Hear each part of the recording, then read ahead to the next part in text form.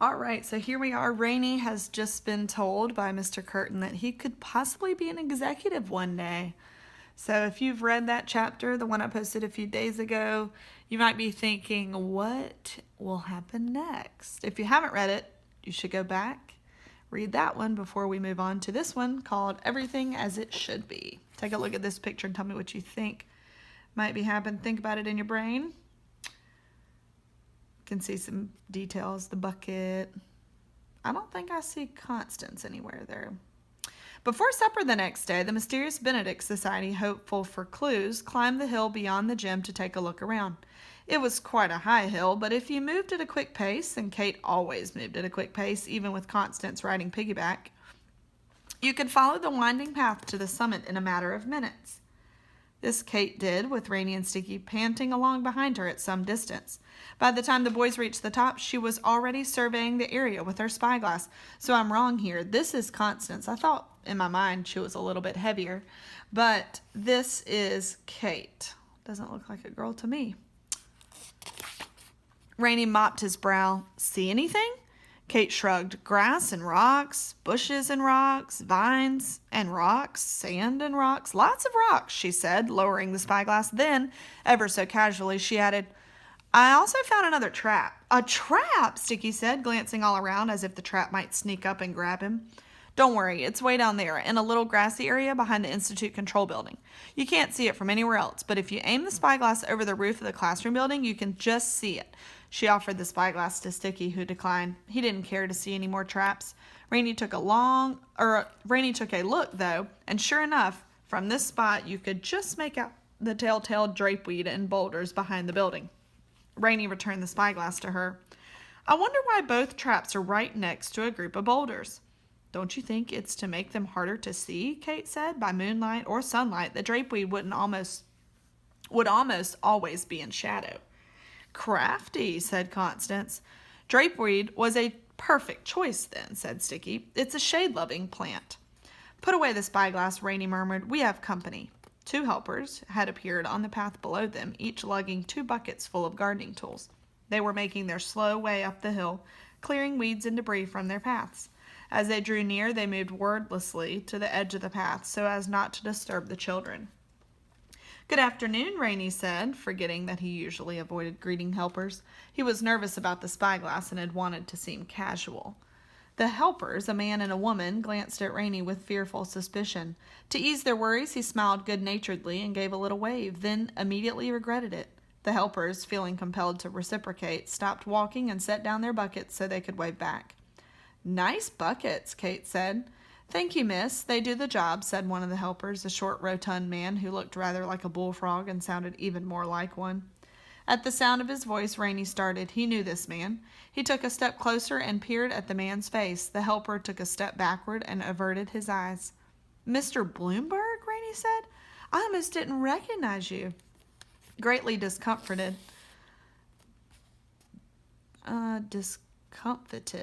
the helper turned to his partner, a wisp of a woman who seemed to be trying to hide behind her hair. Is he speaking to you? Have you gone mad? The woman hissed, first rolling her eyes at her partner, then flashing a miserable, conciliatory smile at the children. She made an effort to speak calmly. He said Mr., didn't you, young man? Anyway, my name's not Bloomberg. Well, neither is mine, said the man, and looking at the ground near Rainey's feet, he said, Please don't take offense, but my name is Harry Harrison. You aren't Mr. Bloomberg? I don't mean to be contrary, said Harry Harrison. The other helper signaled her vigorous agreement. And I hope you won't be displeased, but no. The other children were staring at Rainey, who seemed dreadfully confused. But how long have you worked here? The helper glanced at his partner. A long time, wouldn't you say, Mary? I know I've been here a long time, the woman said, looking at the ground, and you've been here for most of that, so yes. I hope that's okay, said Harry. But how long, exactly? Rainey pressed. I'm sorry, Harry said, and he did indeed seem very sorry. I don't believe I remember the exact date. Do you, Mary? The exact date? No, but certainly a long time. Rainey put his hand on his head. You've never visited Stonetown Orphanage? You seem agitated, said Mary in a worried tone. I'm sorry if we've upset you. Aren't we sorry, Harry? Very sorry indeed, said Harry miserably. We didn't mean to bother you. You haven't upset me, said Rainey, sounding very upset, but you are not troubled that you can't remember exactly. But are you not troubled that you can't remember exactly when you came here?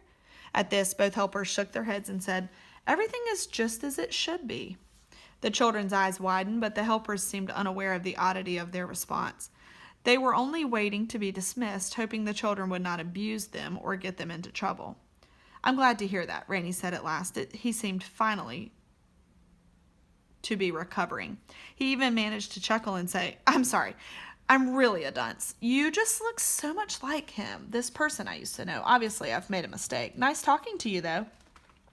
The helpers were relieved. Oh, indeed, very nice, a great pleasure, they said, taking up their buckets and hurrying down the other side of the hill. Okay, what was that all about? Asked Kate when they were out of earshot. Rainey's brows were knitted with concentration. That was Mr. Bloomberg, no doubt about it. His face, his shape, that froggy voice, there's no question it was him. And yet he pretended not to know me, pretended not to be himself. Now, why would he do that? Maybe he's a secret agent, Constance said. You know, like Milligan was, and you were blowing his cover? Mr. Bloomberg, Rainey said. I doubt it. He did kind of remind me of Milligan, though, Sticky said. Did anyone else notice how sad he seemed? How sad they both seemed? In their eyes, I mean. I'd never gotten a good look at Helper's eyes before. They're always looking away, but with these two, I could plainly see it. That's true, Kate reflected. I don't think I've ever seen anyone so sad as Milligan, but these two came awfully close. Rainey, do you think... Rainey, what's wrong? The color had drained from Rainey's face. He stood staring off into the distance at nothing in particular, and indeed he looked as if nothingness were exactly what he wished to see.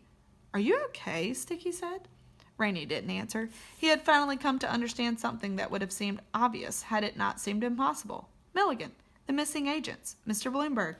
They had all had their memories stolen. Once this had occurred to him, a great many puzzle pieces suddenly fit together.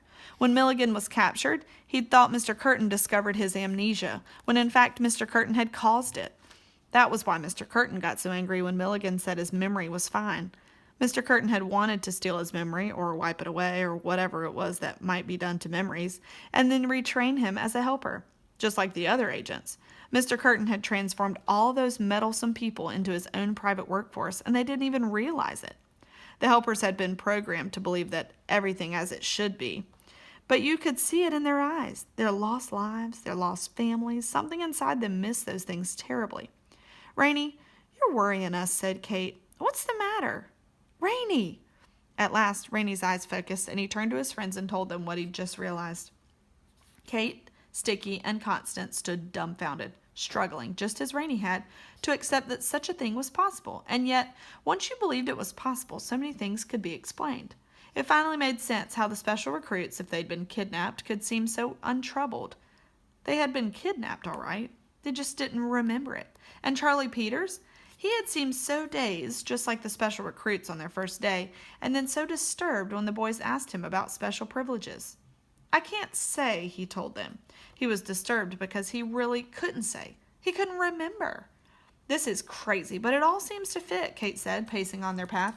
Except, why aren't the special recruits as sad as the helpers? They seem pretty happy to be here. Charlie didn't seem that sad either, Sticky reflected. He got upset, but he wasn't really sad. It must be different with leukemia amnesia. Maybe... Wait a minute, Constance demanded. Back up and say that again in human words. Leukemia amnesia? It means you can't remember a specific event. That explains it, Rainey said. You only get sad if you can't remember all the things that are dear to you. If you only lose a little of your memory, you just get confused for a while. Confused, but not sad. That's exactly how I feel right now, said Kate. Who is Mr. Bloomberg, Rainey? Why is he here? He was a school facilities inspector. He'd come around the orphanage every 6 months or so. Mr. Rutger was afraid of him, afraid he'd find something wrong and the orphanage would have to pay for repairs. But Mr. Bloomberg was a good man, always laughing, always talking. He chatted constantly with anyone who'd listen. And afterward, he'd given the kids ginger snaps. A very friendly, very kind man. Rainey trailed off. He gazed across the harbor channel toward the mainland, as if by gazing he might somehow get back there, and not just to the land, but to a time when he didn't know all the things he knew now. What was he talking about all the time? Kate asked. His children, Rainey said. Oh, said Kate soberly. He loved them dearly, said Rainey. And now look at him, afraid of every child he sees. It's not even a year since I saw him last. Kate was putting it together. So Mr. Bloomberg came to the Institute to make an inspection, which was never supposed to happen, and he didn't like what he found, and Mr. Curtin made sure that he never went back, Rainey finished. But how can Mr. Bloomberg forget his children? Sticky protested. It doesn't seem possible. Can it really be possible? Can any of this be possible?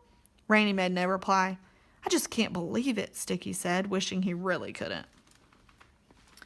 Alrighty, that's the end of our chapter for today. Have a good one.